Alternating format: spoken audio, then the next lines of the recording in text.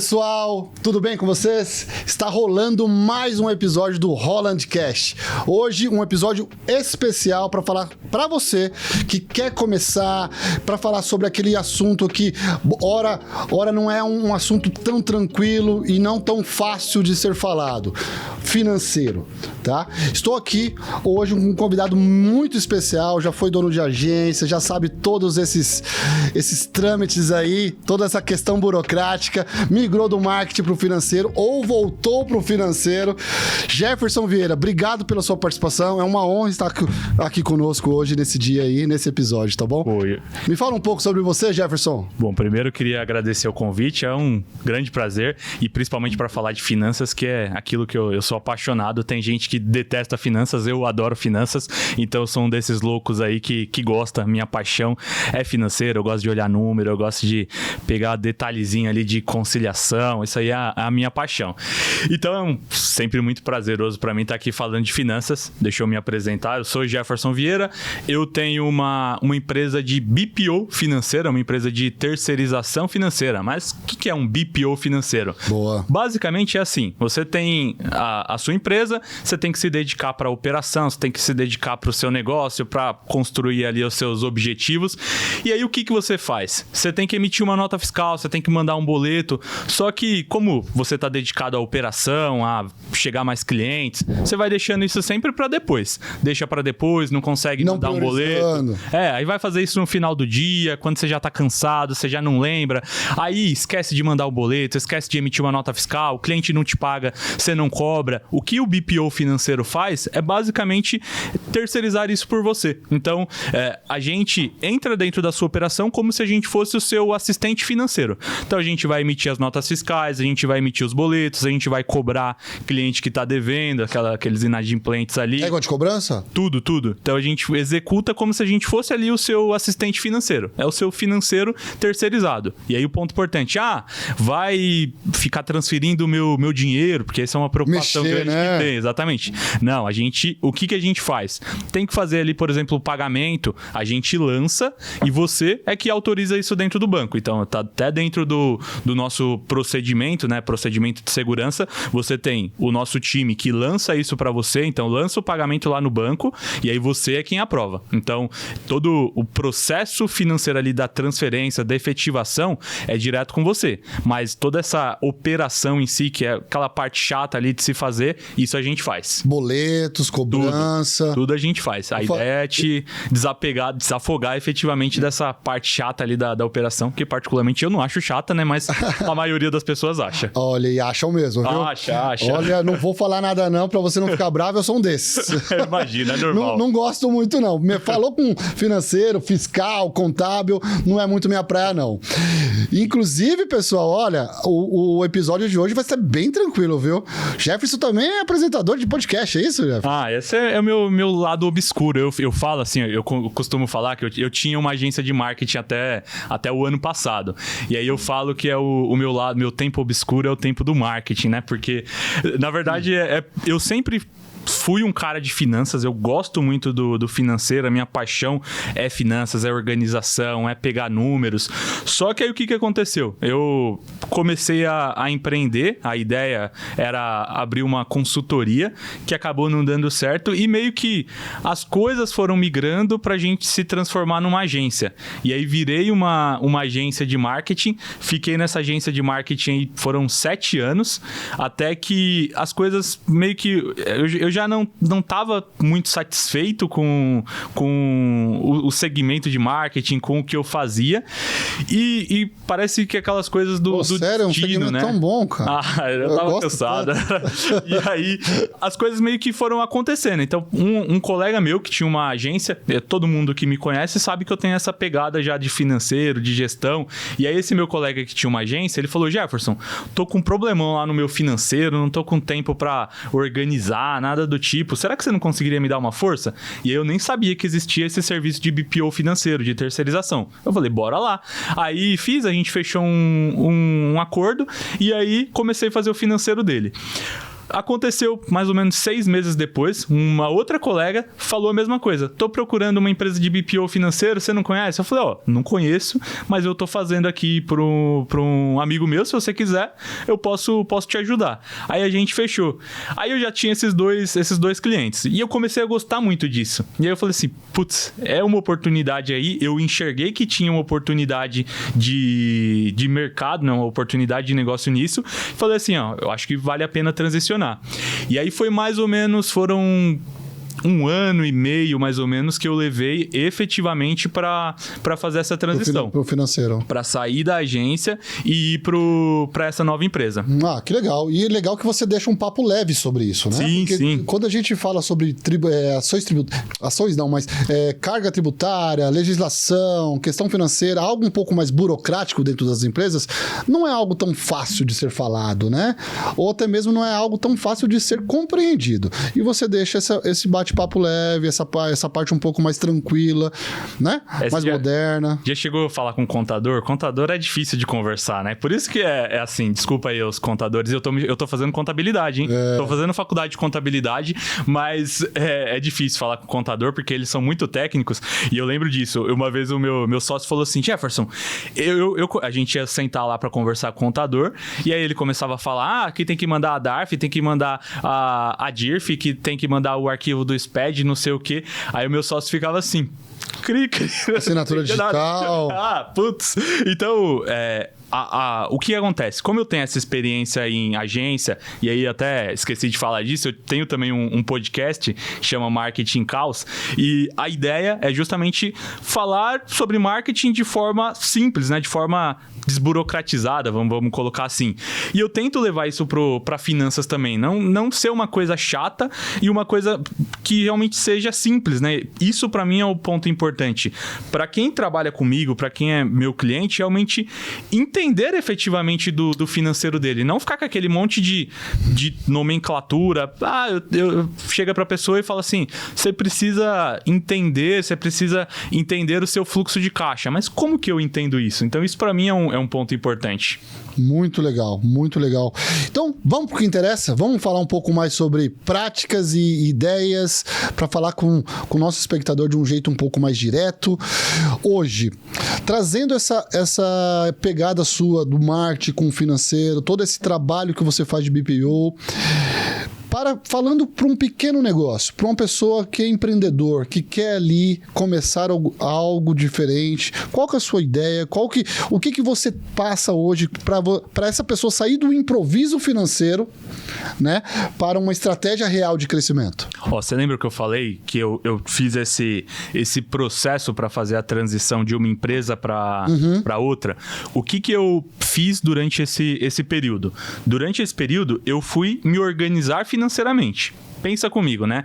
Eu estava dentro de uma empresa já consolidada ali, já tinha a minha receita, meu salário ali que vinha todo mês.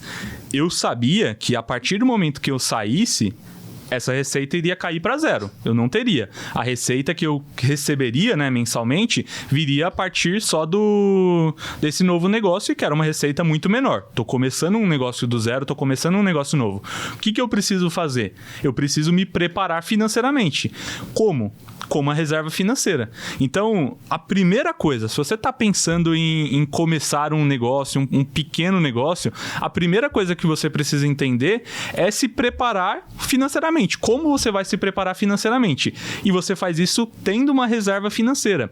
Só que existe um problema, porque a maioria das pessoas começa um negócio aqui no Brasil de forma assim... vai que dá. Vai que dá, entendeu? Entendi. E aí, por que tanta empresa fecha no Brasil? Se a empresa fecha, existe um motivo simples e único para isso. É porque não tem dinheiro. E por que não tem dinheiro? Porque não se prepara financeiramente. E é muito fácil eu chegar aqui e falar assim, você tem que separar ali o tempo. Exatamente. Eu sei que não é assim. Então, vamos falar. Não tenho dinheiro, eu tô começando um negócio. Boa, eu ia chegar nesse ponto, ainda bem que você já entendeu. O que eu tenho que fazer? Então, primeira coisa, e aí isso pra mim é o básico e que eu vejo isso, tá? Todos os meus clientes, a primeira coisa que a gente conversa e que eu vou encher o saco, eu sou muito chato com isso, é separar o seu dinheiro da empresa e o seu dinheiro pessoal. Entender que o dinheiro que está entrando dentro da empresa não é seu dinheiro, são duas entidades diferentes. Então, e aí o ponto inicial, comecei ali um negócio, eu acho legal, por exemplo, você dar um exemplo de uma pessoa que está iniciando ali um negócio de caneca. Está iniciando um negócio desse, o investimento não é tão alto, dependendo ali, a pessoa consegue iniciar com um investimento baixo, fez esse investimento. Tudo que entrar de receita referente a isso tem que ficar dentro do negócio. Ah, não tem um CNPJ ainda. Apesar que hoje em dia é muito fácil, você abre um MEI pela internet em 5 minutos, mas não tem o CNPJ ainda. Então, pelo menos, abre 2 contas pessoa física, separa essas 2 contas e separa todo o dinheiro que entrar referente ao negócio, você coloca nessa outra conta. E aí, e o meu dinheiro, né, para eu me sustentar, para eu sobreviver? O que você tem que fazer? É pegar uma parte disso, então, como se fosse aquilo que a gente chama de prolabore, que é o salário do dono, e é isso que vai ser o dinheiro para você se sustentar. E eu sei que o começo, né, é difícil, você não vai ter dinheiro suficiente, mas você vai ter que reduzir isso, por quê? Vamos pegar o negócio de caneca. Eu tenho dinheiro ali para receber, só que você tem que pensar que você tem que comprar mais canecas, você tem que comprar mais material, mais existe insumo. Custo, existe investimento, existe lucro, existe prolabore. E para isso você tem que ter dinheiro em caixa, justamente para você conseguir fazer essa gestão financeira.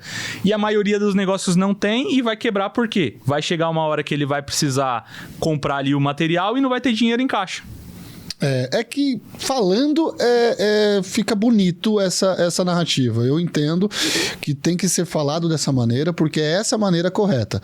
Entretanto, eu também, estando de um lado de cá, eu vejo que muitas pessoas hoje que começam alguma coisa, elas começam no coração. Começa por impulso, vou fazer e quero fazer e ninguém vai me impedir. Certo? E coloca cartão de crédito e coloca... Eu queria falar um pouco com essa pessoa que está ali inconformada de uma situação, quer usar talvez um tempo ocioso da sua vida, quer, sei lá, ajudar um irmão, ajudar uma esposa, um esposo, alguma coisa nesse sentido. Hoje, essa pessoa que não tem esse dinheiro em caixa, você vê uma solução para uma entrada? Qual que seria uma ideia inicial para essa pessoa? Eu vou trazer de novo na questão da caneca, tá?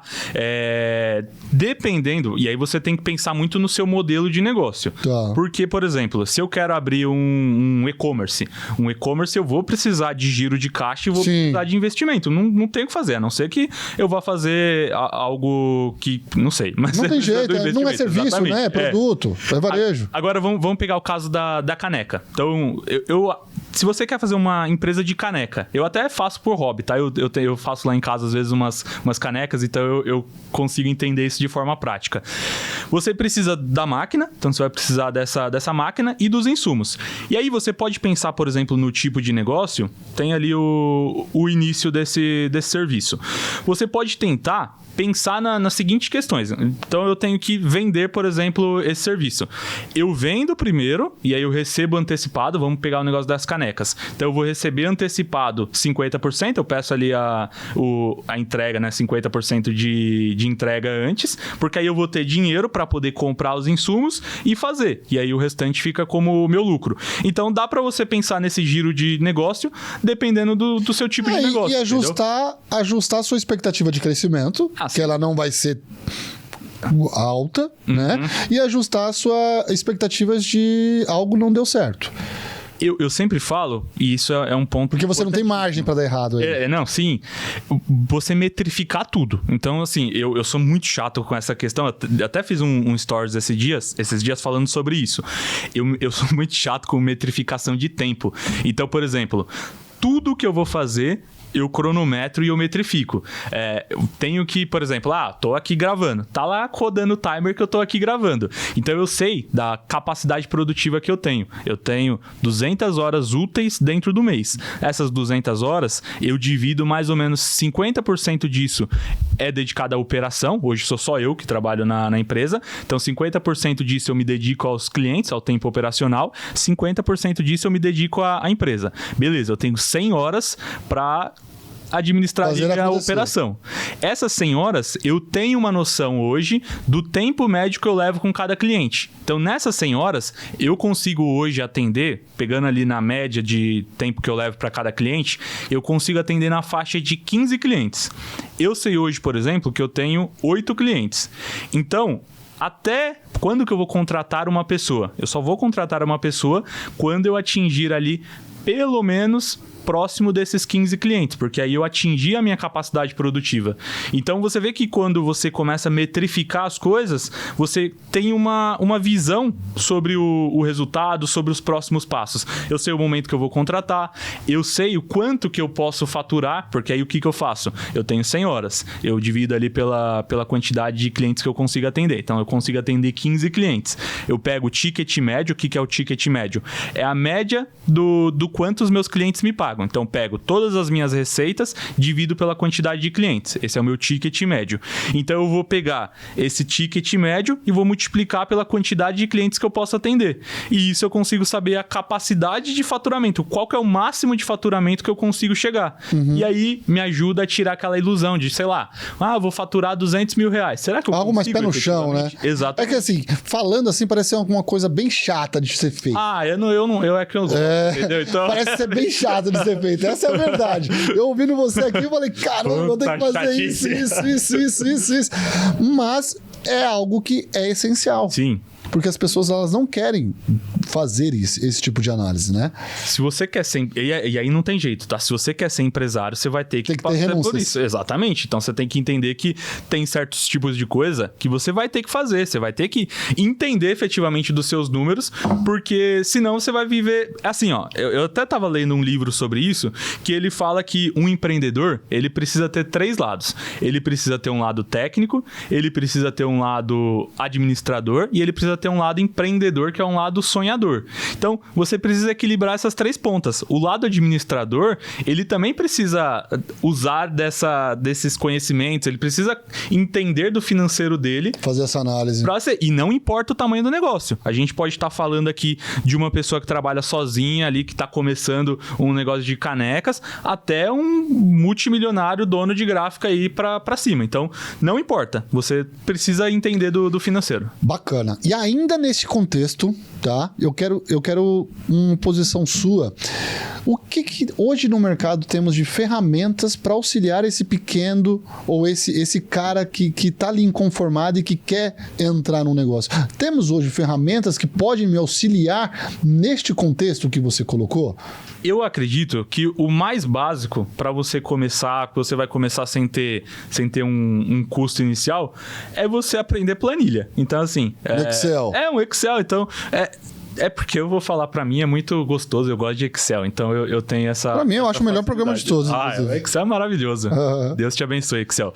E eu assim...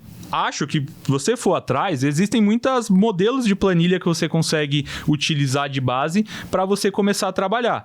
Mas simples, o mais simples que você precisa fazer é começar a anotar as coisas. Então, tô abrindo meu negócio, a maioria das pessoas não anota, elas vão gastando, elas vão pagando ali. Empresa grande, eu atendo empresa grande que não tem controle financeiro.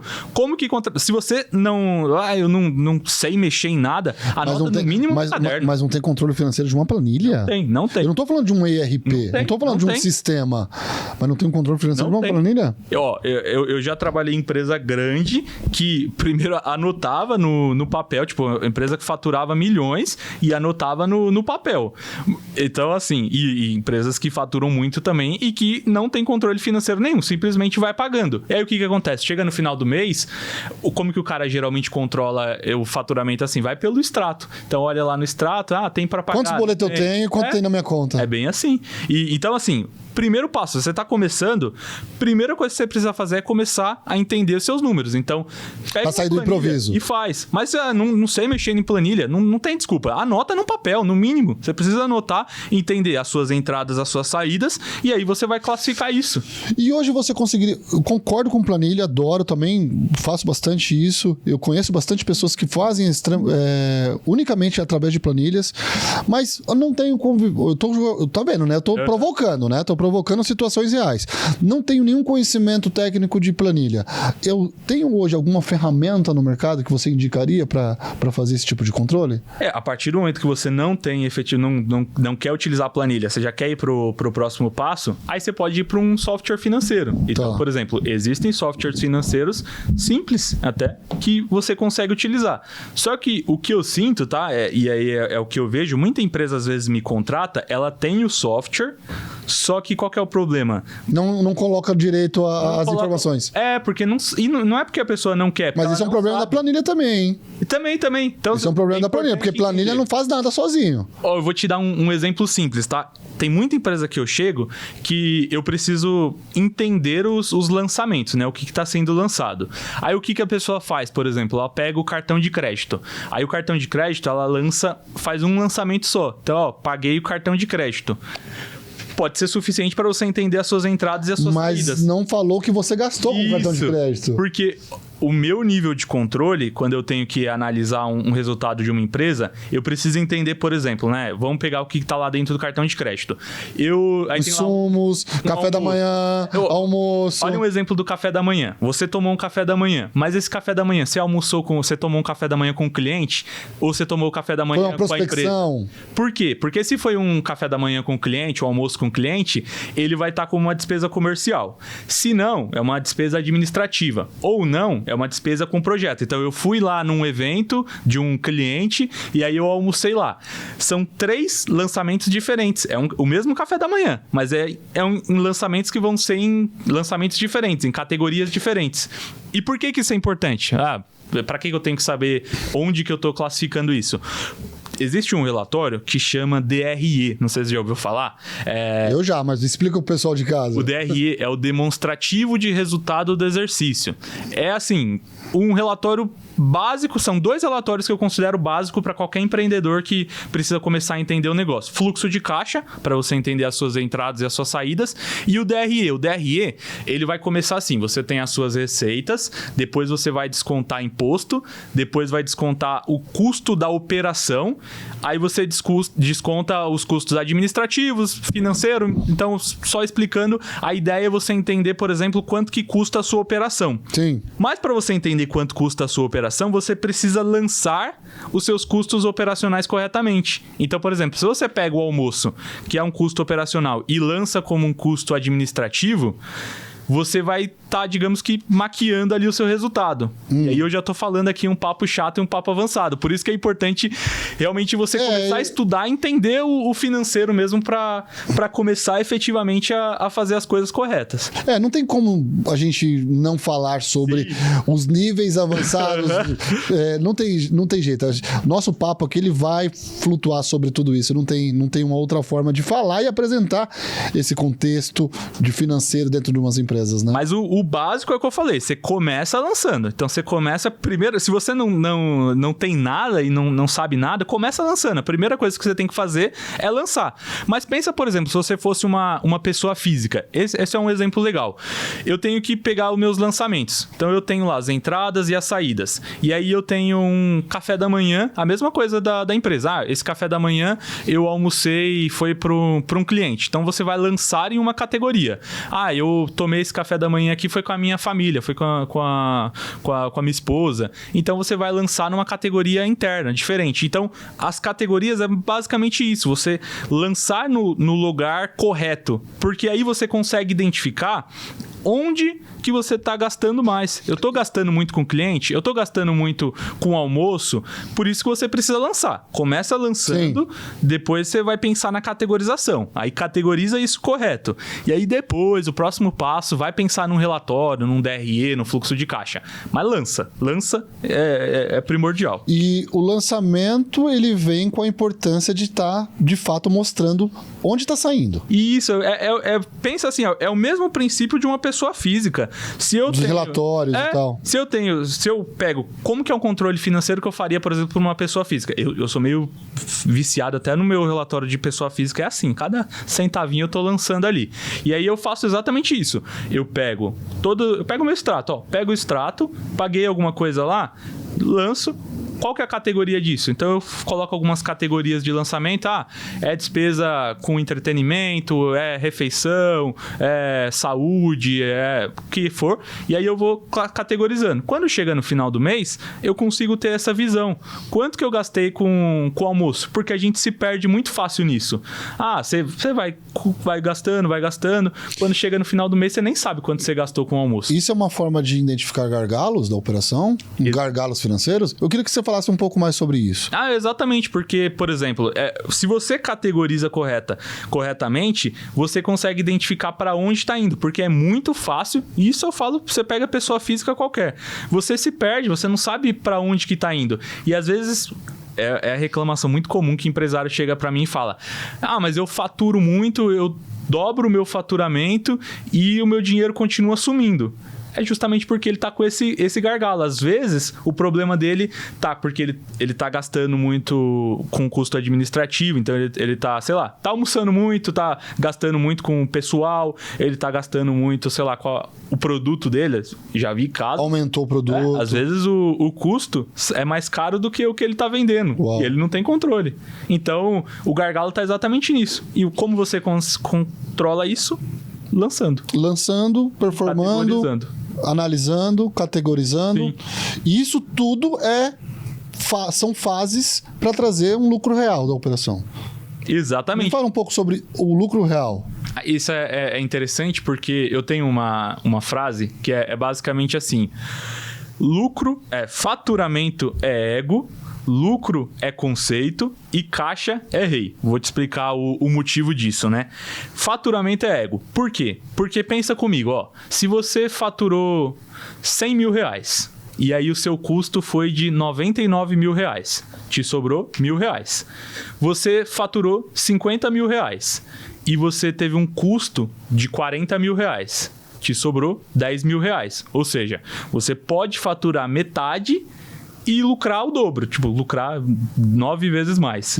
Justamente por quê? Porque as pessoas ficam nessa ânsia de que eu quero faturar mais, eu quero dobrar meu faturamento, eu quero aumentar ali as minhas vendas e não se concentram em olhar para onde que esse dinheiro está indo, como que está indo o meu custo. E é muito comum, às vezes, isso é caso muito comum, a pessoa ela fala assim, eu aumentei aqui as minhas vendas e eu acabei lucrando menos. E aí o que acontece com o empresário? Ele dobra o faturamento dele, ele dobra o trabalho dele, porque ele tem muito mais cliente para atender, muito mais demanda. E o lucro dele está diminuindo. Ele aumenta a energia e diminui a lucratividade. Exatamente. Talvez até um conceito de não estar identificando, obviamente, o lucro real, mas também um markup disso tudo. Porque aí o que acontece geralmente nessas situações, tá? Ele não tem uma análise dos custos dele para entender efetivamente o que está acontecendo para o meu custo aumentar mais que proporcionalmente que a minha receita. E é o que acontece muito, porque o negócio vai crescendo e aí ele vai perdendo muito do controle. Era muito fácil, quando eu faturava 15 mil reais, entender exatamente qual era cada custo, onde que estava indo. Aí o negócio dele tá faturando 100 mil reais, ele perde esse controle. Então ele não consegue controlar. Então por isso que, voltando à frase que eu falei, faturamento é ego, né? É justamente porque você pode faturar muito mais e lucrar muito menos. Então já desmistificamos isso. Segundo conceito que eu falei, agora vamos falar do lucro ser conceito. Por que o lucro pode ser conceito? Isso aqui é legal pensando tanto em pequena empresa como grande empresa. Vamos pegar uma multinacional. Uma multinacional, geralmente, ela não... Existem... Eu vou fazer o papo de contador aqui de novo, tá? Mas existem 3 regimes tributários aqui no Brasil. Simples Nacional, 90% 90% das empresas, não vou falar o número aqui que eu não sei de cor, mas a maior parte das empresas é Simples Nacional. Se você fatura até 4,8 milhões, você provavelmente está dentro do Simples Nacional. Segundo regime é o lucro real e o lucro presumido. São dois. Isso. Lucro presumido geralmente ali até 16 milhões e as demais elas ficam no lucro real. Agora vamos pegar um exemplo prático disso. Você vê muita gente falar nisso, agora a gente está passando por uma reforma tributária que está se iniciando aí e tem muita empresa que não consegue entender muito bem, mas acontece o seguinte, às vezes essa empresa que fatura mais, em teoria, ela deveria pagar mais imposto, né? Só que não, porque ela tem um computador mais eficiente e ela está dentro do regime de lucro real. Quando eu estou no Simples Nacional, como que é o meu imposto? É basicamente o meu faturamento vezes uma porcentagem. É basicamente assim que eu pago imposto no Simples Nacional. É um imposto só que chama DAS. Provavelmente você paga aí todo dia 20 aí esse imposto. Lucro real tem uma série de diferenças. Vamos pegar o conceito do nome. Eu estou pagando o meu imposto sobre o lucro. É lucro real, sobre o lucro real que eu tive. Então, o que essas grandes empresas acabam fazendo? Elas fazem o seguinte, elas diminuem o lucro dela. Então, elas vão diminuir o lucro delas. Então, como que eu vou diminuir meu lucro? Aumentando meu custo operacional. Então, eu vou aumentar... E aí, o que esses caras às vezes fazem? Pega um iate, aí coloca no nome da empresa. Pega o carro, coloca no nome da empresa. O que ele está fazendo? Ele está diminuindo o lucro dele para pagar menos imposto. Camuflando. Legal, não, isso é totalmente legal, tá? Não é nada ilegal. Ele tá fazendo isso porque ele tá colocando... É a empresa. Então, ele tá colocando que isso é um custo da empresa. Beleza. Por quê? Ele tá pagando menos imposto. Interessante. Beleza. Só que pensa o seguinte, esse cara, ele quer vender a empresa dele. Ele quer vender a empresa dele em 5 anos. O iate vai junto. Primeiro o iate vai junto, mas você tem que pensar o seguinte, você vai comprar uma empresa que tá te dando prejuízo, que não tá te dando lucratividade? Não tem visibilidade? Não vai querer. Então, você tem que pensar exatamente nesse princípio do seu objetivo. Às vezes, uma empresa, ela pode ter muito prejuízo, ela pode, no papel ali, no conceito, ela pode estar dando prejuízo, mas o que ela tem? Ela tem caixa. Ela tem caixa para sobreviver. Então, terceiro ponto que eu falei. Então, faturamento é ego, lucro é conceito, justamente porque às vezes a sua empresa pode não dar lucro no papel ali, mas ser uma razão, existe um motivo para isso. E o terceiro ponto, que é o caixa é rei. Então, o que determina o resultado de qualquer negócio e é o que vai fazer qualquer negócio perdurar e que vai fazer o seu negócio não falir? É você ter caixa. Quanto de caixa eu preciso ter? Isso é uma dúvida comum. Eu diria o seguinte, comece estabelecendo uma meta. Pensa a primeira coisa, quanto que é o seu custo mensal? Meu custo mensal é 50 mil reais por mês. Então, eu preciso de 50 mil reais por mês no meu caixa. É isso que eu preciso ter lá. Para sobreviver. Então, eu preciso ter lá respirar ali. Todo mês, fechou o mês, acabou o dia 31, preciso ter 50 mil reais ali. Na minha conta é o que eu preciso ter. Beleza. Segundo passo, aí você muda para 3 meses. Então, 50 mil, agora 150 mil reais é o que eu preciso ter em caixa. Terceiro passo, vai para 6 meses. Olha, são poucas empresas que eu vejo que tem mais de 6 meses ali, mas entre 6 meses e 1 ano, eu posso dizer que essa empresa é extremamente saudável. Se você tem uma empresa que ela tem 6 meses de caixa, um colchão de 6 meses. Exatamente, ela não vai falir, porque você pode perder, pode vir uma pandemia. Se você tem 6 meses de caixa, você consegue isso na vida pessoal também. Também, exatamente. É sempre o mesmo conceito. Um grande amigo que também ele trabalha com finanças, ele sempre me falou isso. Uhum. Falou, qual que é o seu número? Qual que é o seu número? Seu número mensal. Qual que é a sua taxa basal, que fala, né? Uhum. Para sobreviver financeiramente, se porventura você perde todas as suas rendas, quanto tempo você consegue hoje sobreviver financeiramente com o que você tem? Não mudando, mas sobre o que você tem. Ele sempre me falou isso. Ele falou, olha, mínimo 3 meses e excelente 6 meses para você parar.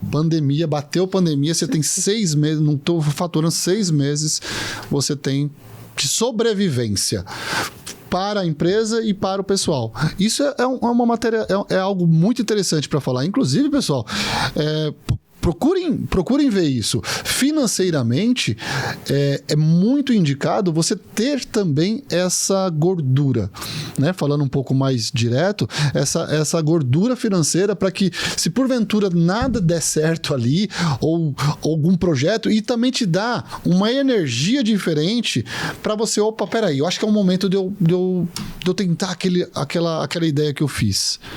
Porque você consegue ter muito mais clareza e mais tranquilidade para você testar algumas coisas, né? Porque você tem mais segurança, você tem segurança para dizer não. Você tem um cliente ali que tá te enchendo o saco, você é aquele cliente tóxico que você não aguenta mais essa pessoa, você pode demitir o cliente. Ou, por exemplo... não aceitar qualquer negociação. Exatamente.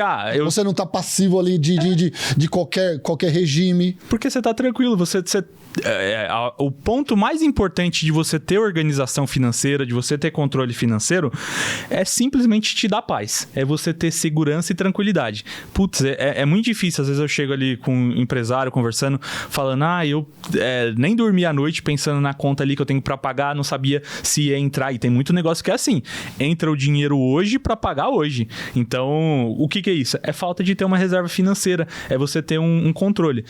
E aí, mais uma vez, é muito fácil a gente chegar aqui e ficar cagando regra para as pessoas falando, você precisa ter um controle, você precisa ter um colchão financeiro de 6 meses, de 1 ano. É fácil falar e eu entendo da dificuldade, mas como que você faz para realmente começar a construir isso? Tem que ser dito. A primeira coisa é ir controlando o seu dinheiro, entendendo ali os seus gargalos, e aí o ponto... ajustando hábitos também. Eu tô lendo um livro sobre hábitos atômicos. Muito. É assim, ajustando hábitos. Eu fui tomar um café ontem, eu comi exatamente a mesma coisa e gastei R$30. Uhum.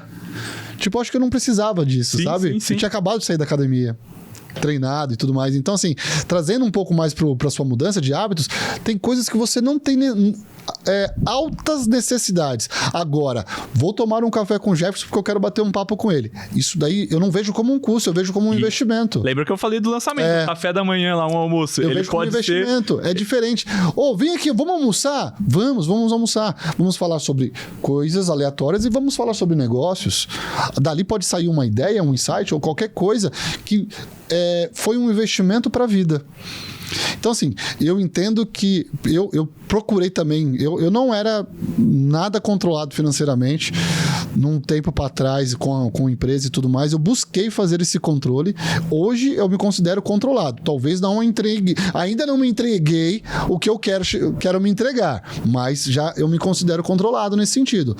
E uma coisa que me ajudou muito foram mudanças de hábitos, pequenos hábitos.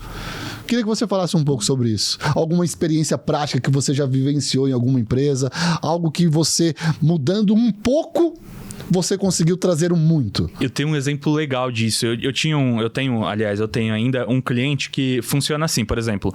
Eles trabalhavam com eventos, então acontecia muito deles terem que ficar indo em evento, eles participavam muito de evento, era stand, esse tipo de coisa, então eles tinham que ficar indo em evento, encontro, esse tipo de coisa. Então eles iam muito. E aí, o que acontecia? Eles iam pegando da conta lá. Almocei, aí coloquei gasolina, tudo pros eventos, beleza. E aí, quando chegava no final do mês, eles simplesmente não sabiam quanto que eles tinham gastado com o valor, e aí eu chegava lá, porque aí o que eu fazia? Todo dia, meio que aí eu no trabalho do BPO ia lá, lançava e classificava isso. Chegou no final do mês, aí eu falava, gente, vocês gastaram isso daqui com esses eventos, com esses encontros. Aí o que a gente fez? A gente reservou um orçamento para os eventos. Então, como que funciona hoje? Eles já chegam no primeiro dia do mês, eu já mando o valor para eles. Então, a gente reservou ali um orçamento para esses eventos, para esses, digamos que a gente chama de despesas comerciais ali de relacionamento. E aí, eles já recebem isso. Dia 1º, eu faço esse depósito para eles. E aí, é isso que eles têm para gastar com isso. Se gastou no primeiro dia... Exatamente, o problema é seu. Eu sei. Então, eles têm que equilibrar. Ficou mais fácil para eles entenderem e dimensionarem melhor, e muito melhor pro financeiro da empresa, porque eu consigo ter uma previsibilidade de saber efetivamente o quanto vai entrar e sair. E uma mudança de hábitos, né? Quando você deixa a porta muito aberta, fica fácil. Fica fácil. Gastando, exatamente, eu não tenho controle. Você não tem controle. Às vezes você até tem controle, mas como você deixa muito aberto, você entende que tudo e qualquer coisa é uma oportunidade para gastar aquele dinheiro que está ali. Então é legal, ó, se você for pensar nesse sentido, uma mudança de hábito interessante para te ajudar a controlar... É fechar um pouco. É você definir orçamento. Então você define o orçamento. Vamos pensar até no pessoal física. Tanto pro Prolabore. Sim, não, Prolabore é essencial. Tanto pro Prolabore. Você ter um Prolabore fixo. Defina. Sempre falo isso, tá? Porque aí o que acontece muito? Pega o Prolabore só no resultado do mês. E aí, se você pega o Prolabore só no que sobrou ali no final do mês, o que vai acontecer? Você vai ter... Esse dinheiro não é seu, é da empresa. Não, e aí você vai... Como que você vai fazer uma reserva financeira se você tá pegando todo o dinheiro do negócio, o dinheiro que sobrou? Então, você ter um Prolabore, você pode ter um Prolabore menor do que o resultado da empresa, mas pensa no seguinte critério. Se um dia, por exemplo, tô pegando um Prolabore menor, mas aí o dinheiro que tá sobrando tá ficando lá na empresa, tá criando a minha reserva. Se chegou um mês, a empresa deu prejuízo naquele mês, que é super normal acontecer, esse mês eu tive mais saídas do que entradas, então eu fiquei no prejuízo esse mês. Você continua tendo dinheiro em caixa e você vai receber o seu Prolabore do mesmo jeito. Show de bola. Eu acho que começa com essas pequenas mudanças de hábitos para você vir no final do mês algo assim extremamente diferente do que estava acontecendo. E Jefferson, me diz uma coisa. Eu tenho certeza que muita gente que está assistindo a gente aqui quer saber um pouco mais sobre não só as finanças que eu tenho, mas como eu posso conseguir mais através de outras ferramentas. Vou jogar um exemplo para você. Hoje, sou uma pequena empresa, estou faturando ali meus 150 mil, até uns 100 mil. Eu entendo que ali ainda está dentro de uma categoria de pequena empresa, né? Só que eu quero expandir, eu quero trazer coisas novas, eu quero trazer uma ferramenta diferente, uma máquina diferente, eu quero investir numa máquina da Holland, por exemplo, de uma outra maneira. Só que eu quero trazer um pouco, eu não tenho esse dinheiro em caixa, estou construindo ainda, estou nesse processo. Hoje, você tem uma dica prática, uma ideia para estes empresários, microempresários, pequenos empresários, até médio empresários, na questão de captação de recurso? Digo bancos, alguma ideia do governo, qualquer coisa que possa possibilitar essa captação? Existe a linha que está muito comum de sua utilização. Eu não sei se ela ainda está ativa, mas até a última vez que eu tinha visto ainda estava ativa, que é uma linha de empréstimo do governo que chama Pronamp. O Pronamp é um financiamento que ele tem um custo bem abaixo do mercado, e dependendo da negociação que você consegue, você só começa a pagar dali 8 meses. Então já é um ponto interessante. O que eu recomendaria, tá? Primeira coisa, e aí você tem duas possibilidades. Vamos supor que você tem ali um dinheiro em caixa e você tem uma linha de empréstimo. Como que eu vou decidir se eu vou pegar esse empréstimo, se eu vou usar aqui do dinheiro que eu tenho dentro da reserva? Primeiro é pela margem. Então, por exemplo, se eu deixar esse dinheiro, eu tenho esse dinheiro reserva que eu não vou mexer, que está aqui na reserva da empresa. Se eu deixar esse dinheiro rendendo ali numa aplicação financeira, ele vai me render tanto por mês. E o empréstimo eu vou pagar tanto por mês. Qual que é a minha taxa de juros? Então você faz um comparativo entre os dois. E aí você identifica o que é mais vantajoso ou não. Mas você pode procurar linhas de financiamento nisso. Mas e se captar o meu seja sacrificar o meu colchão financeiro? Então, aí você precisa avaliar justamente essa necessidade. Eu não recomendaria, dependendo do tipo de investimento, você reduzir totalmente o seu giro de caixa, né? O dinheiro que você tiver de reserva, para um investimento de risco, porque você está se arriscando, eventualmente pode não dar certo. Então, eu manteria assim, por exemplo, se eu tenho 6 meses, eu posso arriscar nesse projeto, investir 3 meses do meu colchão financeiro? Aí pode ser uma possibilidade. Mas, aí vamos deixar evidente, é legal você pensar no financiamento, porque o que você está fazendo quando você pega um empréstimo, um financiamento, você está trabalhando com o dinheiro dos outros, né? Então, você está se capitalizando ali para você poder existem empresas, tá, que fazem exatamente isso. Quanto maior a empresa, mais ela vai pegando empréstimo. Por quê? Aí o que ela faz? Vamos pegar, eu tenho eu já vi isso numa empresa de supermercados. Eles pegavam uma linha de financiamento e aí esse financiamento servia para abrir uma unidade específica num determinado lugar. E essa unidade que eles estão abrindo é que pagava o financiamento e que se pagava. Ou seja, basicamente... Zero. Eles não tinham, digamos que... mas aí foi uma maturidade diferente, não, né? é outro nível. Estamos falando muito maior. Isso, estamos...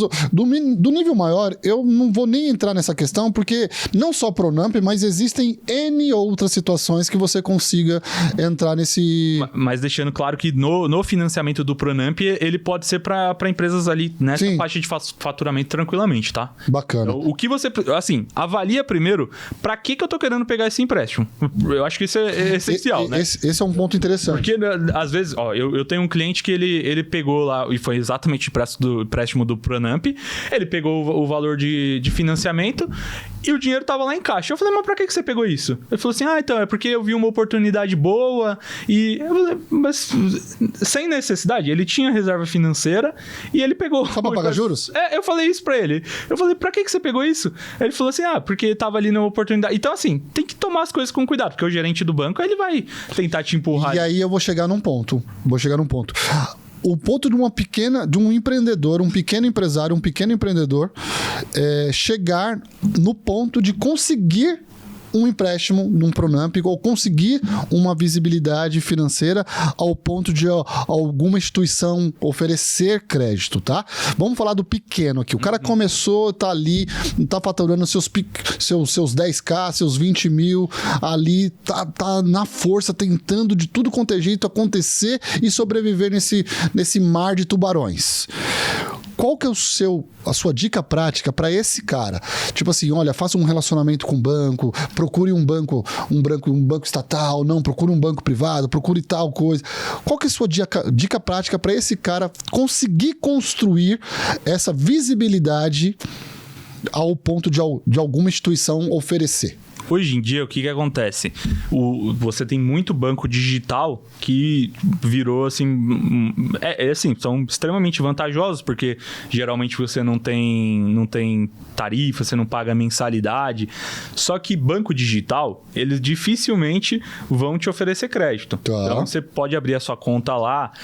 Então, sempre é interessante você pensar nos bancos tradicionais. Tá. E aí, é movimentar dinheiro lá. Então, a partir do momento que você está movimentando dinheiro na sua conta jurídica dentro do banco, você começa a receber certos limites. Para quem está começando ali do zero, primeiro ponto de avaliação, ele vai avaliar a pessoa jurídica. Então, ele avalia a pessoa física. Então, por exemplo, eu abri a minha empresa, eu sou o único sócio da empresa. Tô com o nome sujo, já deu ruim.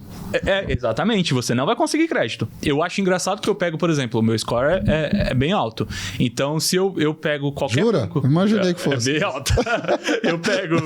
Eu pego, por exemplo, para abrir conta no banco, eles sempre me oferecem crédito. Se eu pegar lá, se eu abrir agora na conta lá, tem opção de empréstimo, mas é porque a minha pessoa física é bem relacionada. Bem tratada. Então, a partir do momento que você se você se mantém financeiramente saudável, o crédito vai começar a aparecer para você. Mas é só movimentar dinheiro? Não tem nada além de movimentar dinheiro para conseguir esse tipo de relacionamento com o banco? O banco é muito prático, né? É dinheiro. Ele vai olhar dinheiro, exatamente. Se ele sente que você não tem dinheiro, você pode ser a pessoa mais legal do mundo com o gerente. E capacidade de pagamento, essas coisas? Então, isso tá dentro dessa movimentação de dinheiro, entendeu? Tá, mas eu posso ter uma capacidade de pagamento alta e não ter dinheiro parado no banco. Mas o que seria essa capacidade de pagamento? Não sei, eu ter dinheiro em outro banco, por exemplo. Não, mas então, hoje existe o Open Finance. Então, você consegue abrir as suas contas, o banco identifica o dinheiro em qualquer instituição.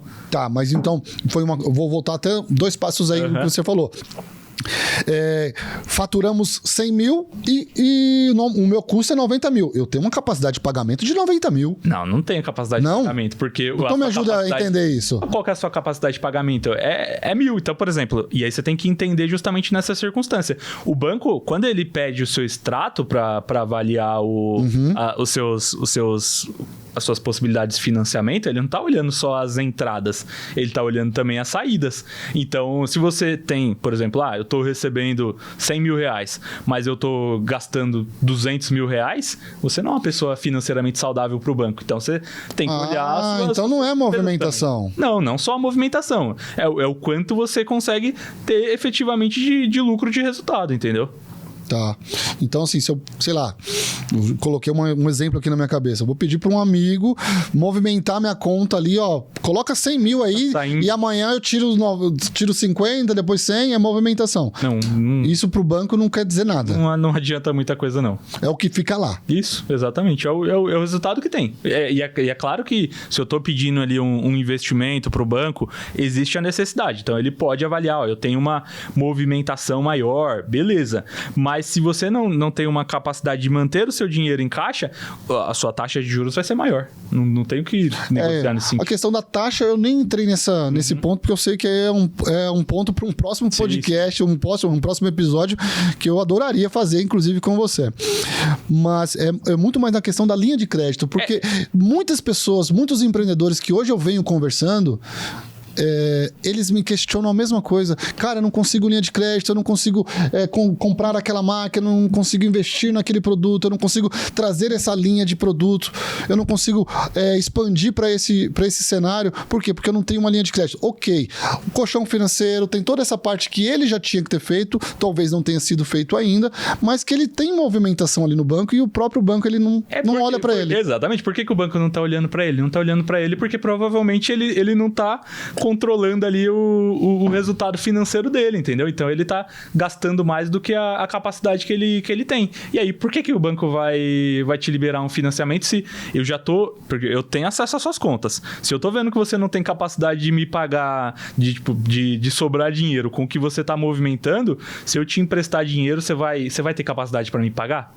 Tá, tem toda essa questão, entendeu? né? É o que o banco tá olhando. olhando. Talvez uma dica prática aí para aquele cara pequeno que tá vindo ali, ó, concentre tudo em um banco. Eu gostaria, acho bom. Concentre tudo em um banco e em um banco tradicional. Sim, eu acho ideal. Assim, ó... Conta PJ? Sempre, porque aí conta você PJ, separar, aí você consegue separar no conta PJ. É essencial. Cuide do seu CPF, porque não existe CNPJ sem um CPF saudável. É isso? Exatamente. Então essas são as dicas práticas. Exatamente, acho que são e vai construindo esse relacionamento. E separa, né? Separa essas finanças do seu cara, PJ, ponto importante, CPF, hein? Porque ponto importante. A maioria não faz e é o que acaba atrapalhando, porque aí você perde o controle, né? De saber efetivamente quanto que sobrou, quanto que faltou, você não consegue ter essa visão. Então, precisa ter esse controle efetivamente. E como você faz isso? Separando.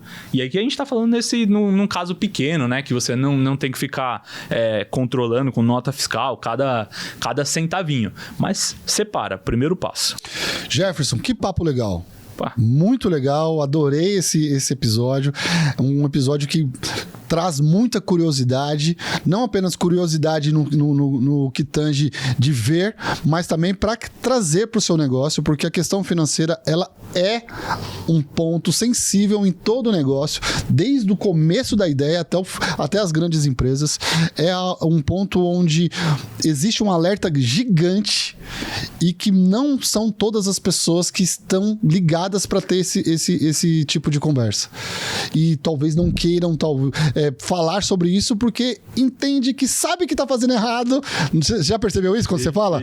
Pô, eu sei que eu tô falando errado. Pô, o Jefferson falou um monte de coisa ali que eu faço errado, mas deixa eu do jeito que eu tô aqui. E não querem fazer essa mudança. Esses são pontos sensíveis que a gente trouxe hoje.